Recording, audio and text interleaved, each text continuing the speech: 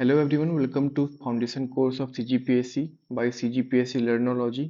आज से हम छत्तीसगढ़ जीएस मैपिंग का सीरीज शुरू करने जा रहे हैं। छत्तीसगढ़ के कुल 33 जिलों का हम मैपिंग करेंगे। आज का पहला जिला मनेंद्रगढ़, चिरमिरी, भरतपुर होने वाला है। मैपिंग करने के लिए हमें प्रशासनिक सीमाओं की जरूरत पड़ती है, जैसे उस जिले का जिसका हमें मैपिंग करना है उसके सीमाओं के बारे में, उस जिले में कितने तहसील हैं, कितने विकास खंड हैं, साथ ही नगर पालिका का मुख्यालय और जिला का मुख्यालय कहाँ है।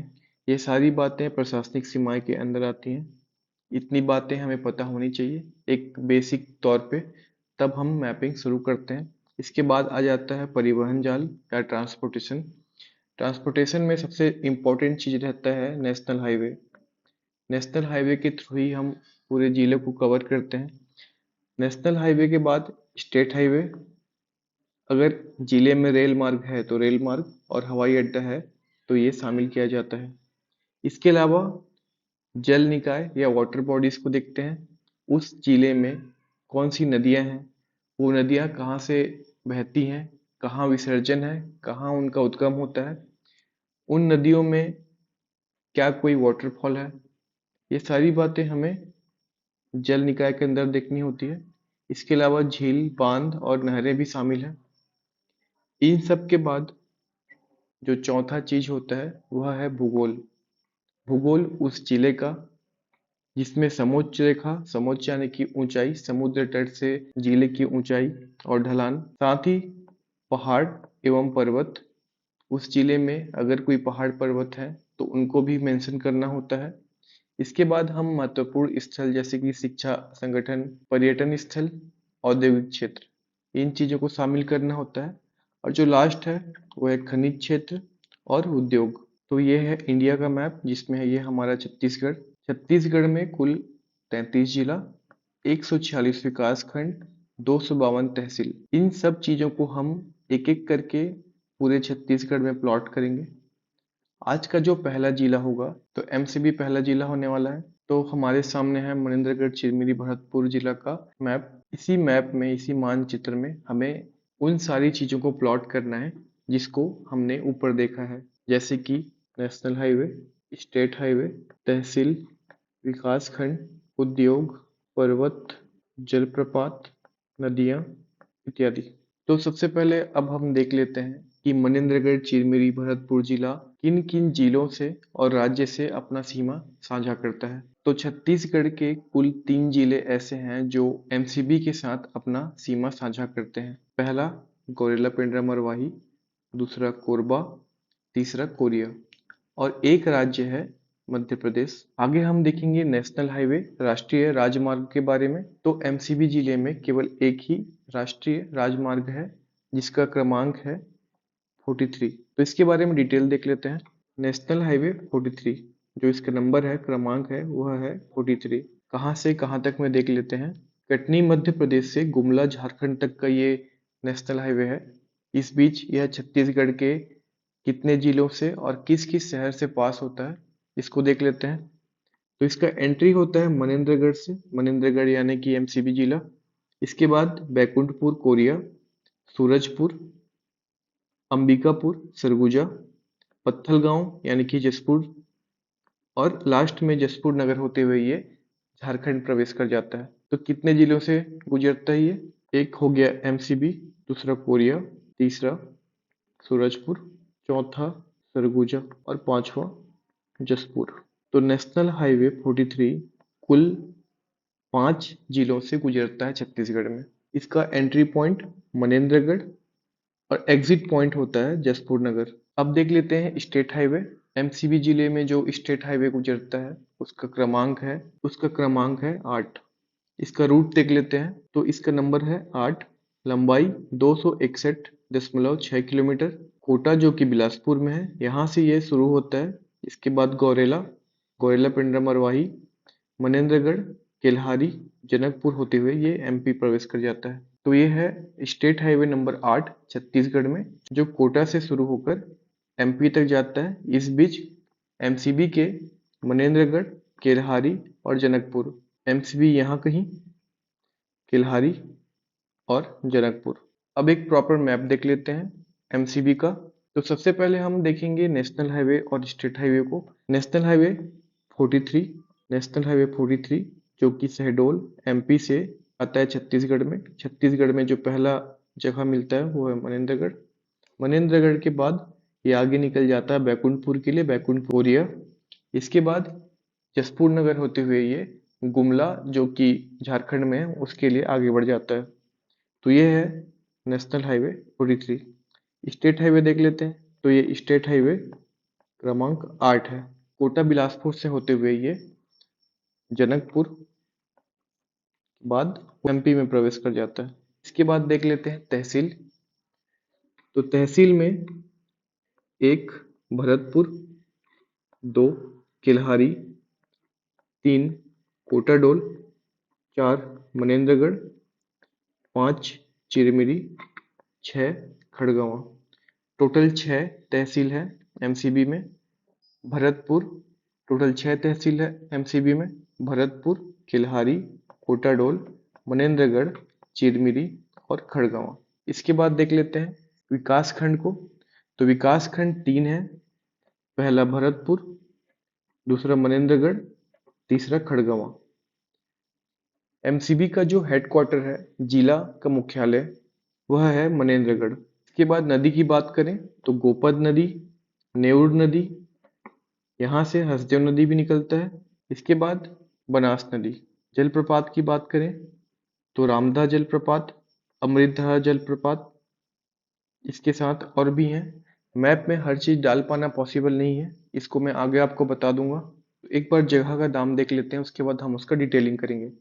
सबसे पहले देख लेते हैं हरचौका, भरतपुर, घाघरा, केल्हारी, कुसमिया, झगराखंड, खड़गवां, चिरमिरी, कैमूर पर्वत, देवगढ़ की पहाड़ी, मरेरगढ़। मरेरगढ़ एक हिल स्टेशन है। मनेंद्रगढ़ के पास फॉसिल पार्क है, मराइन फॉसिल पार्क, जो 25 करोड़ साल पुराना है। तो चलिए अब इसको हम डिटेल कर लेते हैं। सबसे पहले देखते हैं एमसीबी किस क्रमांक का जिला है। तो यह 32वां क्रमांक का जिला है। मनेंद्रगढ़, चिरमिरी, भरतपुर मुख्यालय जो है वह है मनेंद्रगढ़। जिला निर्माण 9 सितंबर 2022 को। मातृ जिला की बात करें तो कोरिया। भूगर्भिक संरचना में यह गोंडवाना शैलक्रम का चट्टान पाया जाता है, इसलिए यहाँ पे कोयला जो है बहुतायत मात्रा में पाया जाता है। तो हम आगे देखेंगे कि कोयला का जो क्षेत्र है वो कौन कौन सा है।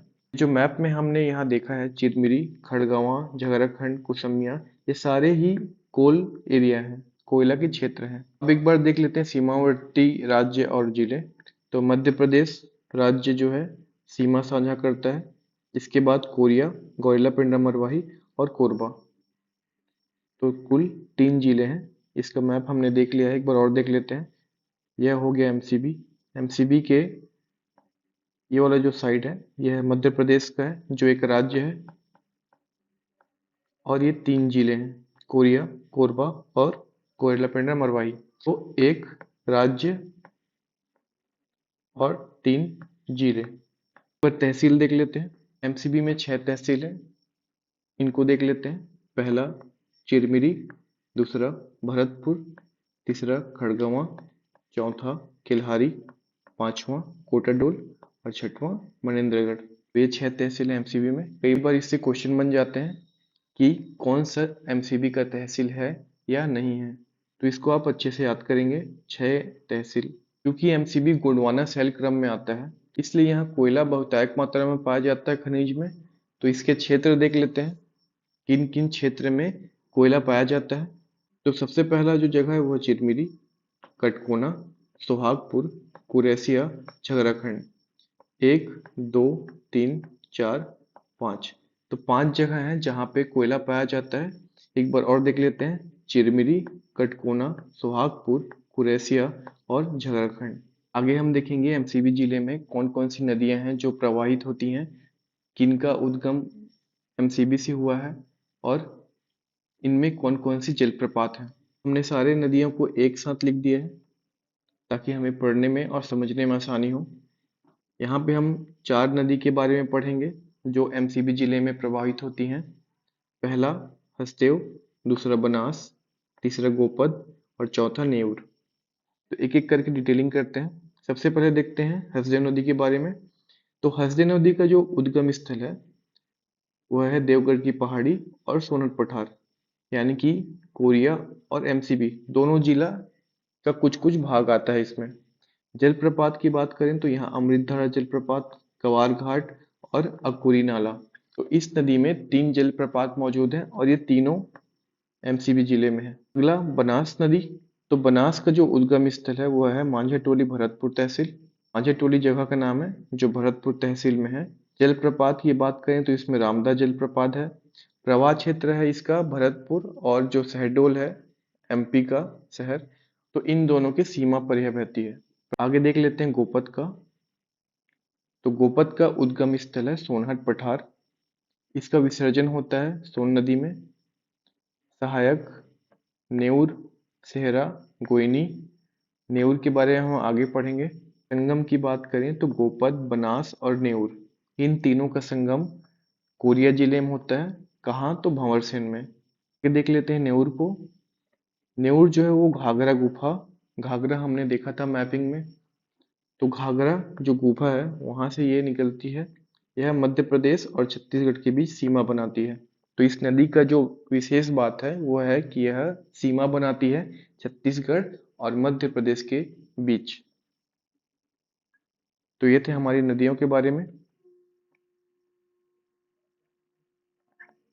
आगे देखेंगे जलप्रपात। तो जो एमसीबी जिले के मेजर जलप्रपात हैं उनमें अकोरी नाला, अमृतधारा जलप्रपात जो बरपसपुर गांव में है, गावर घाट और रामदा जलप्रपात।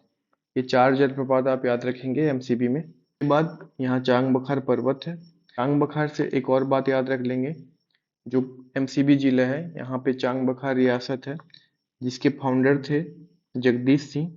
ये टाइटल रखते थे भैया का। जो विलय पत्र था भारत के उसमें सिग्नेचर किया था राजा कृष्ण प्रताप सिंह ने। कोटाडोल के बारे में देख लेते हैं। कोटाडोल एक पुरातात्विक स्थल है।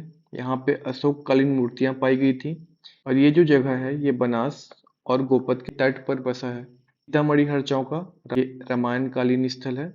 भग्नावस्था में कई मंदिर के अवशेष यहाँ मिले हैं। पवई नदी के तट पर बसा है ये। इसके बाद घाघरा, घाघरा में सीतामढ़ी गुफा है। ये भरतपुर तहसील में मौजूद है।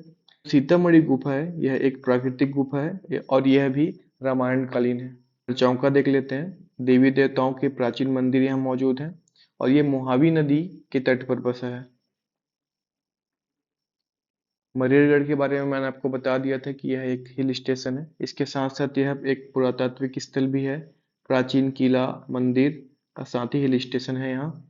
दूसरी शताब्दी के भग्न किले के अवशेष यहाँ मिले हैं। और ये किसने बनवाया था ये जो किला था?